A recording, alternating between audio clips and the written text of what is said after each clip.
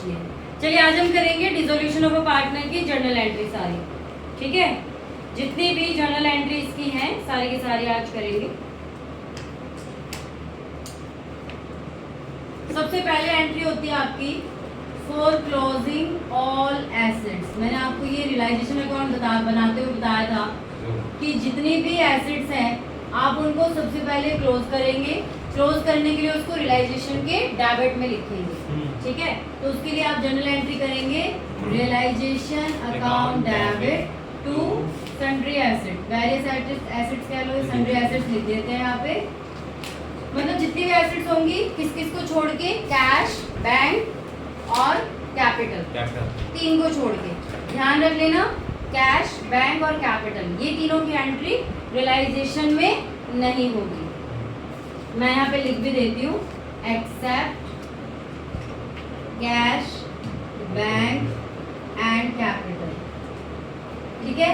इनको छोड़ के बाकी सारी एस की क्लोजिंग एंट्री करेंगे। उसके अलावा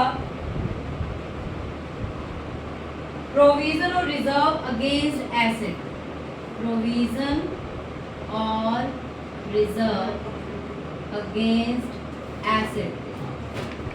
जब भी किसी एसेट के अगेंस्ट प्रोविजन बनाया जाता है, ऐसी दो एसेट्स हैं आपकी जहाँ पे यहाँ पे प्रोविजन गिवन होता है। एक होता है आपका डेब्टर का, पीएफडीडी बनाते हो, एक होता है आपका इन्वेस्टमेंट का जहाँ पे आप आईएफआर बनाते हो ना। तो हमेशा जब भी आपका डेब्टर तो हमेशा ही होगा, अगर पीएफडीडी है तो डेब्टर होगा। वो किसी एसेट के अगेंस्ट नहीं होता, वो तो हमारी खुद की एक रिजर्व ऐसे है कि हम उस एम्प्लॉय की कंपनसेशन के लिए बनाते हैं उसको।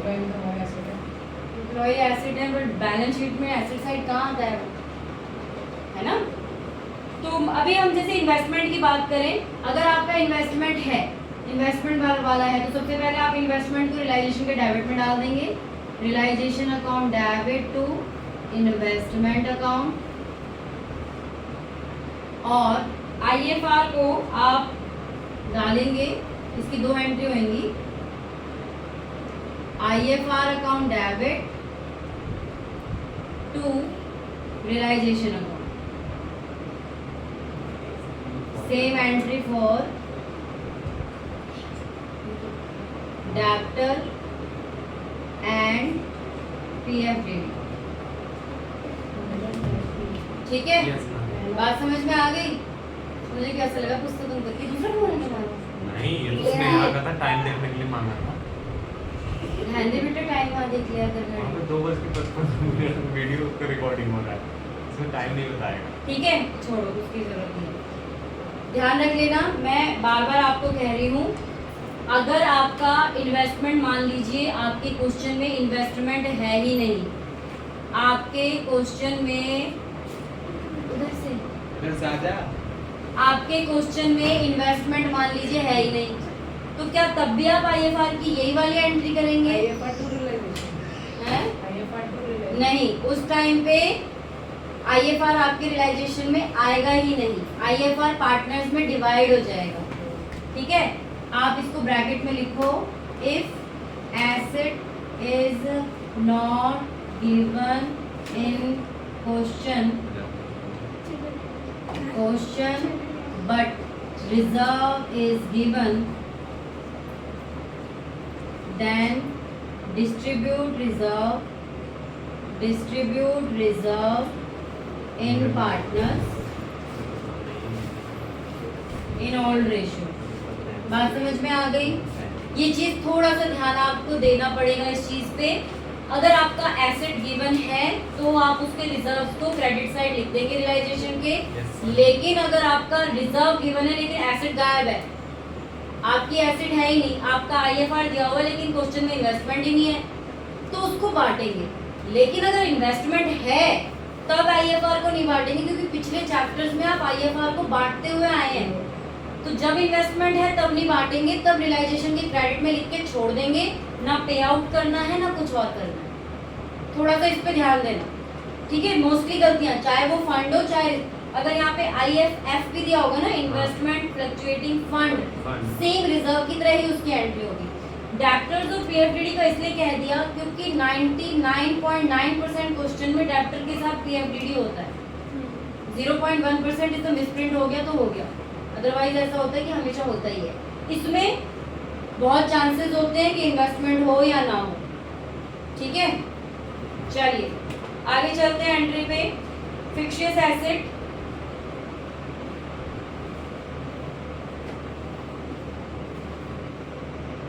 फिक्शियस एसेट्स कौन कौन से होते हैं, जैसे profit and loss expense account होता है आपका, हाँ जी, डेफर्ड रेवेन्यू एक्सपेंडिचर होता है। तो इसको तो जैसे नॉर्मली आप हर चैप्टर में करते आए हैं, पार्टनर्स कैपिटल टू बांट देंगे हम इसको, ठीक है। Partners capital debit to profit and loss debit balance, credit balance होगा तो भी बांटेंगे बट रिवर्स एंट्री होगी, टू एडवर्टाइजमेंट सस्पेंस अकाउंट, या फिर डेफर्ड रेवेन्यू, एक ही चीज होती है, ठीक है। ये तो आपका बिल्कुल जाना पहचानी एंट्री है, जैसे आप पहले करते थे वैसे ही आप अभी भी करेंगे, ठीक है। ये आरईएस का फुल फॉर्म क्या है? रिजर्व, ठीक है।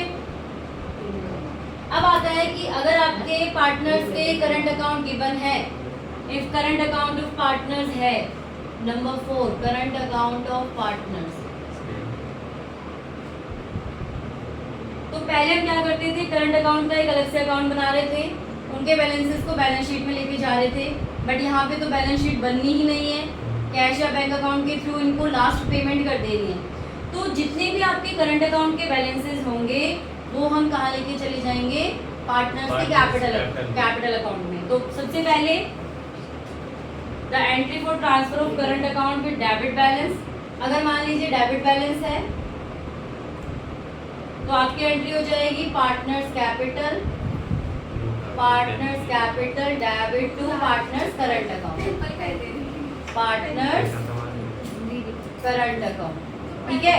अगर यही चीज आपकी क्रेडिट बैलेंस के साथ है तो रिवर्स एंट्री हो जाएगी partners current account debit, partners current account debit to capital account, partners capital. अरे क्या हो गया, क्या हो गया, क्या हुआ? बोल रहे हैं, इनको आवाज आ रही है, क्या बात कर रहे हो? और क्या। फिफ्थ पे चलिए यहाँ तक समझ में आ गया। हाँ जी, मैं- अब है लोन टू अ पार्टनर, मान लीजिए पार्टनर को लोन दिया गया है, loan to a partner, credit side का क्या बताया आपने? उल्टा हो जाएगा ना, P&L credit to partners capital.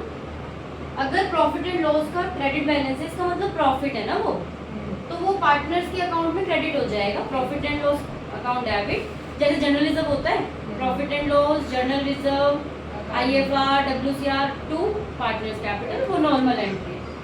Loan to a partner, अगर हमने किसी पार्टनर को लोन दे रखा है तो हम उसको पेमेंट करेंगे, है ना, तो उसके लिए sorry, loan to a partner मतलब फर्म ने दे रखा है, फर्म ने पार्टनर को हैं, आप तीनों इधर आ जाओ, एक इधर, आप तीनों नहीं, अच्छा आप तीनों आ जाओगे, उनको तो वही बैठना, आप तीनों कौन, इनको तो पनिशमेंट मिली हुई है तो बैठेंगे ही, नीचे बैठा दो।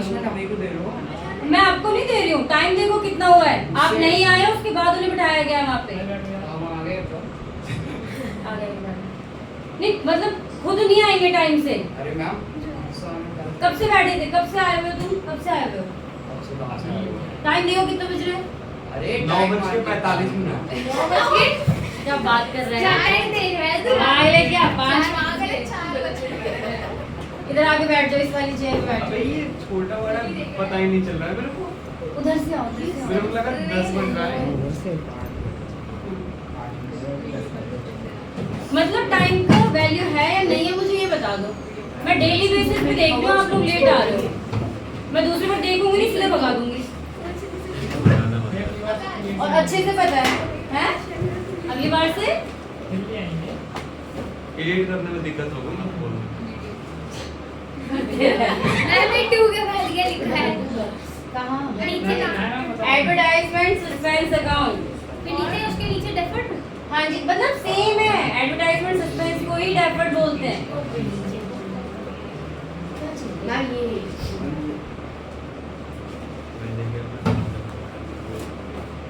टाइम से आया करो, थोड़ा सा टाइम का ध्यान रखो। ऐसा नहीं होता है कि जब मर्जी तब उठा के आ रहे हैं। अब देखो, देखते देखते पता चलेगा। देखो क्या लिखा है, रियलाइजेशन। हाँ, लोन टू अ पार्टनर। अगर पार्टनर को लोन दे रखा है तो जब हम लोन की अमाउंट को रिसीव करेंगे तो एंट्री करेंगे कैश अकाउंट या बैंक अकाउंट। इसमें ना कभी आपका गलत नहीं होगा अगर आप कैश या बैंक दोनों में से कोई भी यूज करते हो। बाई चांस ऐसा होता है कि मैम ने गलत कर दिया कि नहीं बेटा कैश ही आना चाहिए था क्योंकि बैलेंस शीट में कैश दिया हुआ है या बैंक दिया हुआ है।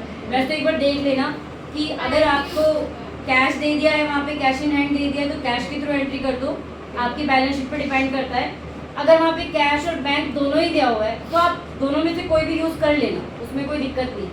कैश या bank account, debit to partners, loan to partners account, loan to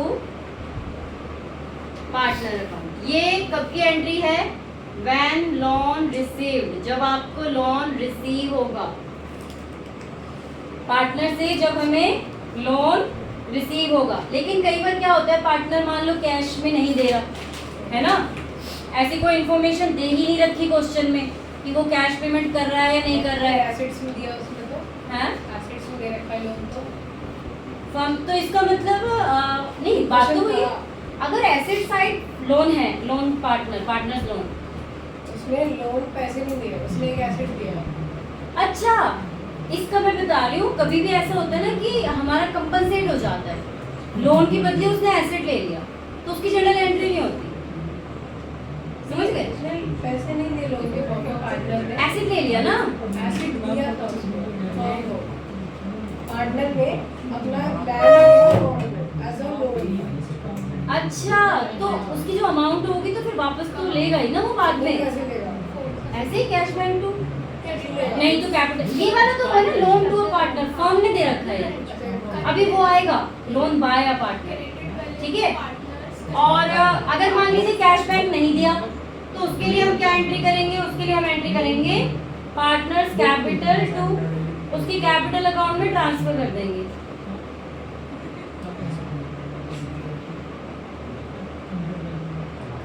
partners capital account debit to loan to partner. ये कब है? जब वो कैश या बैंक के थ्रू हमें पेमेंट नहीं करते पार्टनर्स, तो हम उनके कैपिटल अकाउंट में डाल देते हैं, ठीक है। पार्टनर का लोन पार्टनर के कैपिटल अकाउंट में चला जाता है, उसको डेबिट कर देंगे पार्टनर के अकाउंट। ये अगर उन्होंने कैश या बैंक पेमेंट नहीं करी, मान लीजिए फर्म ने पार्टनर को लोन दिया, ठीक है, अब फर्म उनसे लोन वापस लेगी तो पार्टनर या तो कैश या चेक देके पेमेंट कर देगा। अगर क्वेश्चन में ऐसा है, मेंशन है कि कैश या ये दिया, तब तो ठीक है, ये एंट्री हो जाएगी। लेकिन अगर उसने कुछ भी नहीं किया, कुछ चीज मेंशन ही नहीं कर रखी, तो नॉर्मली हम ये वाली एंट्री उस टाइम पे करते हैं। Partners capital debit to loan to partners. हमें सिर्फ लोन टू पार्टनर की इन्फॉर्मेशन दे रखी है, हमें ये वाली एंट्री उसमें करनी ही करनी, ठीक है। ये वाली तब करेंगे जब इन्फॉर्मेशन गिवन हो। 6 नंबर पे लायबिलिटी अकाउंट को अगर क्लोज करना है, क्लोजिंग लायबिलिटी अकाउंट, तो जैसे एसेट्स को क्लोज करने के लिए हमने रियलाइजेशन को डेबिट किया था, लायबिलिटी को क्लोज करने के लिए रियलाइजेशन को क्रेडिट करेंगे। लायबिलिटी अकाउंट डेबिट मतलब डिफरेंट लायबिलिटी होंगी टू रियलाइजेशन अकाउंट, ठीक है, समझ गए। आउटसाइडर लायबिलिटी का आपको पता ही है। अब आता है वर्कमैन कंपनसेशन रिजर्व के बारे में। वर्कमैन कंपनसेशन रिजर्व ना वैसे ही समझ लो, क्योंकि इसका ना बहुत अच्छे से आप कर चुके हो। रिजर्व ओनली रिजर्व दिया है, क्लेम नहीं दिया है, पार्टनर्स में बांट दिया जाएगा। WCR account debit to partners capital account. मैं इसलिए नहीं लिख रही हूँ क्योंकि WCR आप अच्छे से कर चुके हो। कोई क्लेम दिया है WCR to WCC, WCR to WCC to partners capital. अगर आपका क्लेम और रिजर्व दोनों बराबर है, ठीक है, हाँ मैं भी कर दूँ। WCR is equal to WCC। Normally आप क्या करते हो, WCR टू WCC कर देते हो, यहाँ पे रियलाइजेशन के थ्रू करोगे, मैम आप दिख नहीं रहे हो। कोई बात नहीं। WCR debit to realisation account. जब आपका क्लेम और रिजर्व बराबर होगा, ठीक है, तब आप ये एंट्री करेंगे। और अगर आपकी लायबिलिटी ज़्यादा है कंपनसेशन से, तब आपका WCR टू रियलाइजेशन एक्स्ट्रा ये वाली एंट्री करेंगे एक्स्ट्रा अमाउंट से, अगर सब में से होगी क्लेम हटा के। तो एक्स्ट्रा अमाउंट लिखा देंगे। नहीं, इसमें क्या होता है ना, जैसे WCR मेरा 80,000 का है और क्लेम मेरा 90,000 का आ रहा है, तो बाकी के 10,000 मैं रियलाइजेशन के थ्रू ही ले लूँगी। WCR 90 लिखोगे। हाँ, मैं WCR 90 लिखोगे। 90 की लिखूंगी, ये तो 10,000 है। ये तब है जब इक्वल है, 90-90 है, हाँ, तो WCR टू रियलाइजेशन 90,000 का ही हो जाएगा। ठीक, नहीं समझ आया? यार मतलब WCR तो हमारी बुक में तो 80 का है, तो हम 90 के कहना क्या एंट्री चाहते हैं? वो मैं तो मान के चल रही थी ना, इस WCR है, लेकिन यहाँ पे जब क्लेम एडजस्टमेंट में क्लेम दिया होगा आपको, तो वहाँ पे वो WCR वैसे ही कंपनसेट कर लेते हैं। तो जो बाकी अमाउंट पेमेंट करनी है या और लेके आ रही, बस उसकी एंट्री करते हैं रियलाइजेशन में, पूरे के पूरे अमाउंट की नहीं जाएगी। ठीक है, हाँ, हमें फिफ्थ वाला क्या बात कर दी है तुमने? जिसमें आपने डैश करा हुआ है, कितना है? पार्टनर्स कैपिटल अकाउंट डेबिट के बाद कुछ लिखना है इधर? फिफ्थ वाला? इसके बाद नहीं, नॉर्मली एंट्री करनी है, वो बताया मैंने। WCR का क्लियर हुआ या नहीं हुआ? अच्छे से लिखो। अरे यार देखो, नहीं हुआ। WCR हमारी लायबिलिटी है, हाँ, आप एक एक करके समझो एंट्री। बार समझा दो। हाँ, मैं मतलब थोड़ा मैं बुक की तरह नहीं करा रही हूँ, मैं वैसे करा रही हूँ, अपनी तरह वैसे करा रही हूँ। ठीक है, देखो, अब आपकी WCR नॉर्मल है, तब तो आप क्या करेंगे, WCR debit to partners capital आपने बांट दिया। Normal when WCR is given, no claim and no claim. इस टाइम पे क्लेम है ही नहीं, आपने नॉर्मल बांट दिया। ठीक है, अब मान लीजिए आपका क्लेम अराइज हो जाता है। अगर आपका क्लेम अराइज हो गया है, तो आप क्या करेंगे, रियलाइजेशन को क्रेडिट कर देंगे, WCC से कर दीजिए, WCC डेबिट टू रियलाइजेशन। इसमें हो सकता है आगे मैं चेंज करवाऊँ या ना करवाऊँ, देखते हैं। जितना भी क्लेम है आपका, मान लीजिए 15 या 20,000 का क्लेम है, तो आपने 15-20,000 के क्लेम को पहले रियलाइजेशन की क्रेडिट में दिखाया, पहले ये शो करेंगे, ड्यू अमाउंट के लिए हम इसको शो करेंगे, देन पेमेंट की एंट्री करेंगे। मैंने कहा था ना, जितनी भी लायबिलिटी है वो सारी पेमेंट करनी है, तो क्लेम को भी हमें पेमेंट करना पड़ेगा। अगर WCR गिवन है ही नहीं, हमें आपको बैलेंस शीट में WCR गिवन नहीं है, ठीक है, और आपको नॉर्मली क्लेम गिवन है, तो आप उसकी पेमेंट करेंगे ना, तो करेंगे हम रियलाइजेशन डेबिट टू बैंक। अच्छा, ये लिखा हुआ भी नजर नहीं आ रहा क्या? नहीं, आप तो दिख नहीं रहे हो, आप नहीं होता, ऊपर से स्ट्रेट फीलिंग आ रहा है, हाथ ऊपर से। स्ट्रेट वाली feeling आ रही है इसको। बात समझ में आ गई? Yes, तो ma'am. यहाँ पे WCR गिवन है, भले ही उसको बांट दो, क्लेम को रियलाइजेशन के पहले क्रेडिट में शो करो, देन उसकी पेमेंट करो। WCR को अलग से बांट देना, आप कंपनसेट करना ही मत, वो भी आपका एकदम सही होता है, इसमें कंफ्यूजन नहीं होगी, चाहे जर्नल एंट्री कर रहे हो चाहे अकाउंट बना रहे हो, WCR को पार्टनर्स कैपिटल अकाउंट बांट दो। रियलाइजेशन को, वो क्लेम को रियलाइजेशन के थ्रू कर दो। तो ये तो गलत हो गया ना। गलत कैसे हो गया? हम रिजल्ट से ही तो बांटते आ रहे हैं। अरे नॉर्मली हम उससे ही बांटते आ रहे हैं, लेकिन यहाँ पे क्या है, जो रियलाइजेशन का प्रॉफिट एंड लॉस है वो भी तो पार्टनर्स की कैपिटल अकाउंट पे ही जाता है। इसका मतलब जो क्लेम की हम पेमेंट कर रहे हैं वो भी तो उनसे ही ले रहे हैं, एक तरह से उन्हीं की एसेट से ले रहे हैं ना, तो डोंट वरी, वो गलत नहीं होगा। ठीक है, बाकी नहीं तो कंफ्यूज हो जाओगे। चलिए, अब रियलाइजेशन ऑफ एसेट्स। अब अगर आपको किसी एसेट को रियलाइज करना है, realisation of assets, realisation of assets का मतलब है जितनी भी आपके पास एसेट्स हैं उनको बेचना है। ठीक है, तो उसके लिए क्या करेंगे, कैश या bank account debit to realisation account.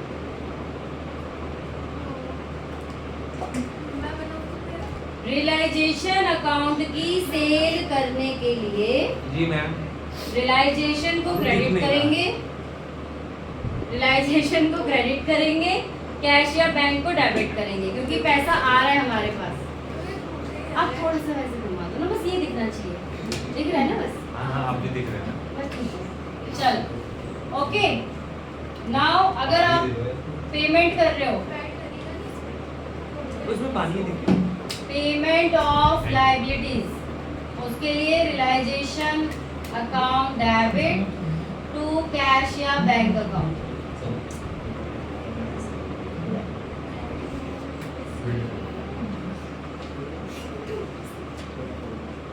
Okay, मान लीजिए अब थोड़ी थोड़ी चीजें। When an asset is taken by a partner, when asset is taken over by partner, मान लीजिए किसी पार्टनर ने एसेट्स ले लिया, ठीक है, तो उसके लिए आप एंट्री क्या करेंगे? हो गया? क्या लिख लिया? सारा तो लिखा हुआ बोर्ड पे। Partners capital account debit to realisation account. देखिए मैंने कहा एसेट्स रियलाइज होगी तो आप कैश या बैंक को करोगे, और यहाँ पे कोई पार्टनर ले रहा है तो उस पार्टनर का कैपिटल, मान लीजिए एक्स ने इन्वेस्टमेंट ले ली, तो आप करेंगे X capital account debit to investment वो रियलाइजेशन अकाउंट। एसेट का नाम नहीं आता, ठीक है? बात आ गई समझ में? ज्यादातर तो जब फॉर्म डिसोल्यूट होती है तो सारा सामान ही तो लेते हैं, एसेट्स तो लेते हैं, ये एंट्री होती है। और फिर किस चीज की? मतलब जमीन है, मशीन है ना, तो वो वो ऐसे नहीं बांटते अपने आप में नहीं है, वो क्या करते हैं उन सबको बेचते हैं, बेचने के बाद जो पैसा आता है ऐसे जी हाँ, नहीं उसमें से फिर जो लायबिलिटी होती है उसको भी तो पेमेंट करनी है हमें। अगर हमने एसेट्स को रियलाइज किया है, हमारे पास पैसे आए हैं, तो भाई हमने फिर ये लायबिलिटी की भी तो पेमेंट करना है ना? अगर मान लीजिए कोई क्रेडिटर है और उसने हमसे अपने लोन की जगह, अपने ड्यूज की जगह हमसे एसेट्स ले लिया, ठीक है, इसकी भी एक एंट्री करा देती हूँ। व्हेन, ओए आवाज ना है, an asset is given to creditor towards payment, उसकी पेमेंट्स करने के लिए हमने उसको क्या कर दिया? एसेट दे दिया, तो इसके लिए बेटा नो एंट्री पास होती है, और बकायदा आपको वहाँ शो करनी पड़ती है नो एंट्री। मान लीजिए हमारी एंट्री होती है। जी हाँ, नो एंट्री है आपको। क्या जैसे आपको 5 एंट्रीज दी हैं, आप 5 एंट्री करिए। 5वें नंबर पे आपका गिवन है कि एक क्रेडिटर है जिसको हमने वो दे दिए, बीआर दे दिया। एक क्रेडिटर को हमने क्या दे दिया? बीआर दे दिया। तो यहाँ पे क्रेडिटर और बीआर कंपनसेशन हो गई दोनों की, तो यहाँ पे आपको शो करना पड़ेगा नो एंट्री। जब भी कभी ऐसा होता है कि हम पेमेंट करने के लिए कैसे दिखाओगे एंट्री? नो एंट्री की एंट्री कैसे होगी? बस नो एंट्री। हाँ, आपको सिर्फ नो एंट्री। नो एंट्री लिख के आ जाना है। जब भी कोई लेनदार हमसे हमारा एसेट ले लेता है अपने पेमेंट्स के बिहाफ पे, तो वहाँ पे नो एंट्री होती है, ठीक है? जब कैश बुक में 11th में जब हम इधर उधर वो करते थे तो उसकी तो एंट्री करते थे, चेक इन एंड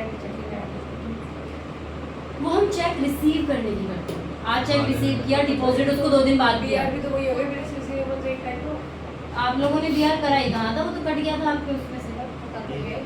बीआर हमेशा उसमें 2 पक्ष होते हैं। चेक का क्या है, मैं आपको दे रही हूँ, दूसरे पक्ष का होना ना होना, मतलब आपको दे दिया, आपने एंट्री कर ली, cheque in hand account debit to, वहाँ पे दोनों की बुक्स में एंट्री करते हैं। और बीआर 2 या 3 महीने बाद ड्यू होता है, चेक आप 3 महीने के अंदर कभी भी डाल सकते हैं। दोनों में ये फर्क होता है, पर यहाँ उसकी बात है ही नहीं ना, यहाँ तो अलग ही टॉपिक हम कर रहे हैं। बस यहाँ पे तो सिंपल सी बात है कि अगर किसी क्रेडिटर को या जो हमारे लेनदार हैं उनको अगर हमने अपनी एसेट दे दी तो वो बराबर हिसाब किताब हो जाता है, तो उसके लिए हम ये एंट्री पास करते हैं, तो नो एंट्री आ जाती है। ऐसे ही अगर कोई पार्टनर लायबिलिटी पेमेंट करने के लिए मान जाता है, जैसे payment of liability realisation to cash होती है, मतलब यही पेमेंट ऑफ लायबिलिटी के लिए पार्टनर मान जाता है। पार्टनर एग्रीड टू पे, इसी में आता है।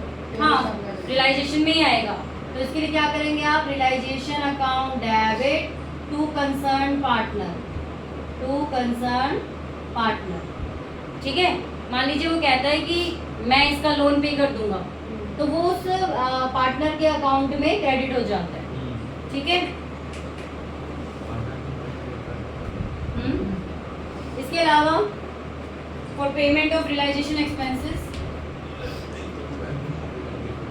अरे क्या हो गया, for payment of realisation expenses, realisation expenses समझते हो क्या होता है? ना बोला मैंने, हाँ जी मैम बोला। नहीं ना जी मैं बोला। कभी कभी होता है ना कि जो ये सारी एसेट्स बेचनी है, सारी लायबिलिटी का हिसाब किताब करना है, तो छोटे मोटे खर्चे होते ही हैं, हाँ। उसको रियलाइजेशन एक्सपेंसेस कहते हैं। तो वो रियलाइजेशन में डेबिट होगा, कैश या बैंक अकाउंट में क्रेडिट होगा, ठीक है। ये मिटा दूं अब? हाँ जी।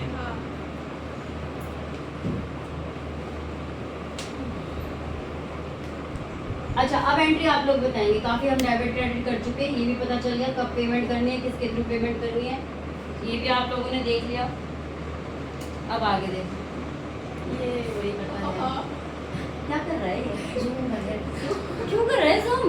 उधर वाला नहीं दिखा मेरे को, हैं? उधर वाला नहीं दिखा ये वाला देख के क्या करना है? मेरे को, पढ़ना है दोबारा, मेरे को इधर को नहीं आया। अच्छा, पूछ रही थी इसलिए zoom कर रहा है। zoom कर उसको नॉर्मल कर ले। नॉर्मल ही है, आगे देख लो। हद है ये तो, पता नहीं।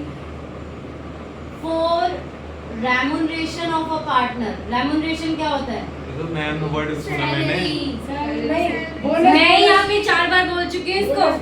सैलरी नहीं, सैलरी होता है। सैलरी होता है, बिजनेस में नहीं पढ़ा, रेमुनरेशन सैलरी होता है। बिजनेस में नहीं पढ़ा, इसमें हमने पढ़ा। बताओ, हद मेरे कर को दी तो कोई तुमने। मैम भी नहीं पढ़ाई, तो मैं कैसे पढ़ूं? हम वही कर रहे हैं।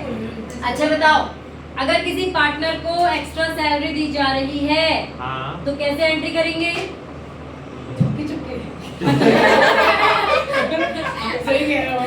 नहीं, चुपके चुपके नहीं करनी है, बोल के बताओ कैसे एंट्री करोगे। अरे यहाँ पे हमें कुछ भी पेमेंट करनी है, किसके थ्रू करनी है? रियलाइजेशन के थ्रू। किसको दे रहे हैं? पार्टनर्स को। तो पार्टनर को, जिसको मिल रहा है उसको क्रेडिट करेंगे। Realisation account debit to partners current account. क्या करेंगे? अब कोई नहीं, मेरे पास करंट अकाउंट है no. Concern partner capital account, ठीक है। जी मैम। चलो, समझ में आ गया? हाँ जी मैम। ओके। एक्सपेंसेस, ये बहुत इंपॉर्टेंट है भाई, इसमें बच्चे यही फंसते हैं। आप जो लिखवा रही हूँ हैं, ये बोल रही है realisation expenses borne and paid by firm, paid by firm मतलब रियलाइजेशन फर्म के द्वारा ही बोर्न हो रहा है, फर्म के द्वारा ही पेमेंट हो रही है। बोर्न का मतलब होता है जिसके जरिए वो एक्सपेंसेस सामने आता है, मतलब फर्म की ड्यूटी थी, फर्म ने ही रियलाइजेशन एक्सपेंसेस को पेड भी किया और उनको देख रेख में भी किया, उसी ने उत्पन्न किया। तो इसके लिए नॉर्मल एंट्री हो जाएगी realisation account debit to cash, अगर फर्म ही पे कर रही है, टू कैश या बैंक अकाउंट, ठीक है। लेकिन अगर रियलाइजेशन एक्सपेंसेस, ध्यान देना, ध्यान देना, भाई तू मेरे पैन borne by firm, borne by firm but paid by partner, paid by a partner। जरा सोच समझ के इसकी एंट्री बताना। बोर्न फर्म कर रही है लेकिन हाँ। पेमेंट पार्टनर कर रहा है। पेमेंट पार्टनर करना है सब भाई पहले- नोट नहीं, रियलाइजेशन एक्सपेंसेस को पे करने की जिम्मेदारी किसकी है? फर्म की। हाँ लेकिन यहाँ पे बोर्न तो फर्म कर रही है, हाँ लेकिन पेमेंट कौन कर रहा है? उसकी पार्टनर कर रहा है। पार्टनर्स डेबिट हो जाएगा, रियलाइजेशन क्रेडिट हो जाएगा। रियलाइजेशन क्रेडिट तब होता है जब हमें पैसे मिलते हैं, या तो हम एक्सपेंसेस पेमेंट, जो भी पेमेंट हम करेंगे उसके लिए रियलाइजेशन डेबिट होता है। अच्छा जितनी भी पेमेंट हम करते हैं उसके लिए रियलाइजेशन डेबिट होता है। क्या एंट्री करेंगे? Partners account debit. पहले वो फर्म ये मान के क्यों बोल रही है? बोल बस के realisation account debit to to concern partner. तो बात तो दोनों वही हो गया। अरे ये कंसर्न पार्टनर अब क्रेडिटर बन गया ना, हाँ। ये फर्म से पैसे नहीं लेगा भाई, अपने पैसे क्यों लगाएगा? तो फिर नेक्स्ट एंट्री होगी concern partner account debit to relation, है ना? अब मान लो इनको मैं मर्ज कर दूं, realisation expenses borne by firm but partly paid by firm and partly paid by partner, तो इसके लिए क्या एंट्री कर, मतलब थोड़ा realisation to cash to partner, जितना जितना उनका हिस्सा होगा उतना उतना उनको दे दिया जाएगा।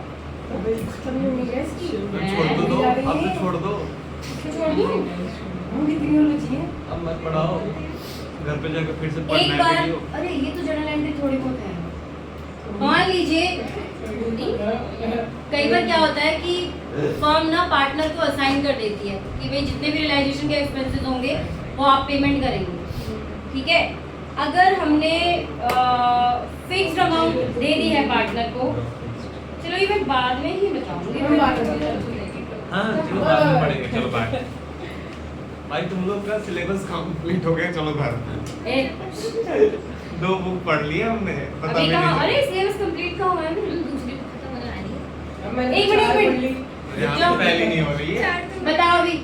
भाई ऐसा नहीं होता। Realisation expenses borne by a partner, इसकी बताओ।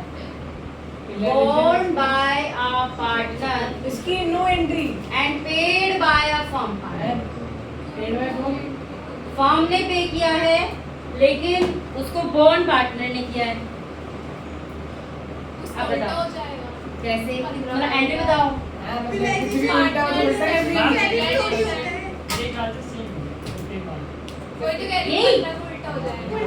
बोर्न बाय अ फर्म मतलब फर्म क्या, फर्म की जिम्मेदारी पे करने की, लेकिन पे किसने करी है? मैम यहाँ पे पार्टनर पर है ना, सॉरी उल्टा बोल दिया मैंने। पार्टनर ने बोर्न करी है लेकिन हाँ। फर्म ने पे करी है। तो फॉर्म ने पे किया तो फॉर्म को क्रेडिट कर दो। फर्म को क्रेडिट कर दो। हाँ, अब फर्म पार्टनर को डेबिट होगा। फर्म क्रेडिट कैसे होगा, मतलब अरे किस नाम से होगा? Realization। नहीं, पेमेंट तो कैश में जा रही है ना, तो कैश अकाउंट कैश अकाउंट होगा। क्रेडिट कर दो। और डेबिट किसको करूँ? पार्टनर से Yes. अरे मैं तो सही Concerned बता concerned partner debit to cash या बैंक, ठीक है। मतलब ये समझ जाओगे ना कि बॉन्ड किसने किया है। अच्छा चलो, अगर ऐसा है कि bond by a partner and paid by a partner, इसकी बताओ। No entry. काय को नो एंट्री क्यों होगी भाई? Bond by a partner Soni क्यों बोल रही है no entry? And paid by a partner, मतलब एक मतलब क्या ये बोल रहा है क्वेश्चन? एक ने बॉन्ड किया एक ने पे किया, फिर एक ने बॉन्ड के एक ने पे किया, जो पे किया उसको हम क्या कहते पार्टनर्स हैं? करें तो पार्टनर्स नहीं, जो पे किया उसको मैंने डेबिट कर जैसे दिया, जिसको मिला रियलाइजेशन credit कर दो। Expenses 5000 were to be borne by P a partner and it was paid by H another partner, तो कैसे, मतलब पी ने बोर्न किया एच ने पे किया, तो कैसे करेंगे? पार्टनर टू पार्टनर नहीं पी ने बॉन्ड किया और एच ने पे किया। पे किया था। H account debit to P P, ने बोर्न किया है, एच टू पी होगा ना, पी ने बोर्न किया है और एच ने पेमेंट करी एच है। टू पी, पेमेंट किसने करी है? पार्टनर पी ने एच ने। एच ने किया है तो पेमेंट H होगा। एच डेबिट हो जाएगा। एच को डेबिट कर, अरे पेमेंट भी एच ने करी और डेबिट भी एच को कर दोगे अगर पेमेंट एच ने की तो वो लेनदार नहीं हो जाएगा। मैं पी को छोड़ो यार, पी पी एच नाम दे देगा, अरे नाम रखो borne by a partner A and नाम। Paid by a partner B, आप कैसे एंट्री करोगे? A to A to B, A account debit to B. हमेशा याद रखना जिसने पेमेंट करी है वो क्रेडिटर बन जाता है, जिसने पेमेंट करी है वो बंदा क्रेडिटर बन जाता है, लेगा नहीं पैसे वो, उसका क्या फायदा है, वो तो लेगा, वो क्रेडिटर बन गया हमारा। मेरे पैसे लेगा वो इंटरेस्ट। अच्छा। बताओ पार्टनर में बात हुई है, हाँ। एंट्री भी हो गई, पैसे भी दे दिए, तो फॉर्म के बीच में और हो रही है।